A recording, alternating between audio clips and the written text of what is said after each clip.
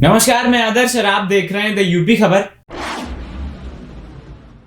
उत्तर प्रदेश में पूरब से लेकर पश्चिम तक समाजवादी पार्टी मजबूत गठबंधन बनाकर भारतीय जनता पार्टी को घेरने में जुटी हुई है। हर दिन समाजवादी पार्टी का कुनबा और जनाधार लगातार बढ़ता ही जा रहा है। 2022 के चुनाव के मद्देनजर पूर्वांचल से लेकर पश्चिम यूपी तक समाजवादी पार्टी एक ऐसा चक्रव्यूह गठबंधन तैयार कर रही है जिसमें भारतीय जनता पार्टी फंसती हुई नजर आ रही और भारतीय जनता पार्टी की मुश्किलें लगातार बढ़ती ही जा रही। हाल ही में अगर बीजेपी ज्वाइन करने वाले नेताओं की बात करें तो अदिति सिंह विधायक कांग्रेस, वंदना सिंह बसपा विधायक बीजेपी में शामिल हुए।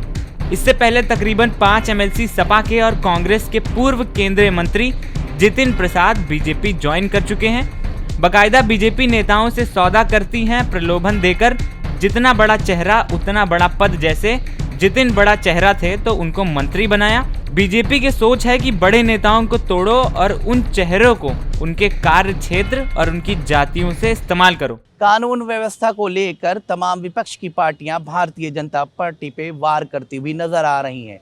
हाल में प्रयागराज में एक दलित समाज के परिवार को किस तरह के हालात से गुजरना पड़ा कि उनको अपनी जान भी गंवानी पड़ी। आज प्रियंका गांधी उनके घर पर इलाहाबाद यानी प्रयागराज में पहुंचने वाली हैं। अब देखने वाली बात है कि समाजवादी पार्टी हो चाहे बसपा चाहे कांग्रेस निरंतर कानून व्यवस्था को लेकर भारतीय जनता पार्टी पर अटैक कर रही हैं। अब कितना भारतीय जनता पार्टी इसमें सही साबित होती, क्योंकि हाल में जितने भी भारतीय जनता पार्टी के नेता हैं वो कहते हुए नजर आ रहे हैं कि योगी राज में कानून व्यवस्था सही है। मगर अगर हम रिपोर्ट देखें तो कानून व्यवस्था दिन पर दिन बदतर होती हुई नजर आ रही है। देखिए, उत्तर प्रदेश में योगी सरकार है।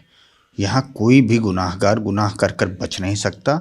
उस पर कठोर से कठोर कार्रवाई होती है और लगातार हर लॉ एंड ऑर्डर पे हम लोग लगातार गंभीरता से काम कर रहे हैं और हमारी सरकार इस पर गंभीरता से हर अपराधी के ऊपर कठोर से कठोर कार्रवाई कर रही है। जो दोषी होगा उसे कठोर से कठोर कार्रवाई करके सजा दी जाएगी। देखिए, भारतीय जनता पार्टी एक सर्व समाज की पार्टी है जो पंक्ति में बैठे अंतिम व्यक्ति की सेवा के लिए समर्पित है। हमारा अंत्योदय की नीति है। हम हर उस व्यक्ति को सरकार की हर वो सुविधाएं नीचे तक पहुंचाना चाहते हैं जो हमारी इस विचारधारा से मेल रखता है, जो हमारी इस विचारधारा को मानता है वो हमसे जुड़ रहा है। और लगातार विपक्ष की नींव दरक रही है और विपक्ष में जो नेता ईमानदार हैं, जो काम करना चाहते हैं, जो लोगों की सेवा करना चाहते हैं, जो हमारी नीतियों से ताल्लुक़ रखते हैं, वो हमसे जुड़ रहे हैं। इतनी सी ही बात है। जो नेता प्रलोभन में नहीं आता तो जांच की एजेंसी का इस्तेमाल करके उस नेता को तोड़ती है बीजेपी। ऐसे नहीं तो ऐसे, ये है बीजेपी का फंडा और आज बीजेपी इकाई फंडे पर काम कर रही। इस राजनीति के खेल में कितना दम है ये तो आने वाला कल ही बताएगा। फिलहाल बड़े चेहरों को तोड़ने में विश्वास कर रही है बीजेपी। वहीं अगर बीजेपी से पूछें तो ये कहती है कि लोग हमारी सोच और नीतियों को अपना कर पार्टी में आ रहे हैं, क्योंकि बीजेपी छोड़ने में विश्वास नहीं करती और हमारा काम लोगों को दिख रहा है। कितना भी प्रलोभन कर दे भारतीय जनता पार्टी, चाहे जितना दूसरे दलों के विधायकों को शामिल करा ले, उत्तर प्रदेश की जनता जवाब मांगेगी जो वादे 2017 में किए थे। कहा था 70 लाख नौकरियां देंगे, महंगाई घटाएंगे, अपराध कम करेंगे, लेकिन परिणाम क्या हुआ? 4.5 साल हो गए, महंगाई चरम पर है। उत्तर प्रदेश में भ्रष्टाचार चरम पर है। कोरोना काल में ऑक्सीजन और बेड नहीं दे पाई सरकार, और महिलाओं के ऊपर जो अत्याचार हुआ वो किसी से छिपा नहीं है। कांग्रेस पार्टी लगातार श्रीमती प्रियंका गांधी जी के नेतृत्व में इस जन विरोधी सरकार के खिलाफ लड़ी है।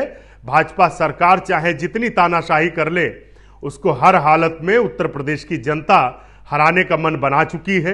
प्रदेश में 2022 में जो चुनाव होगा वो प्रलोभन और इस लालच पर नहीं होगा।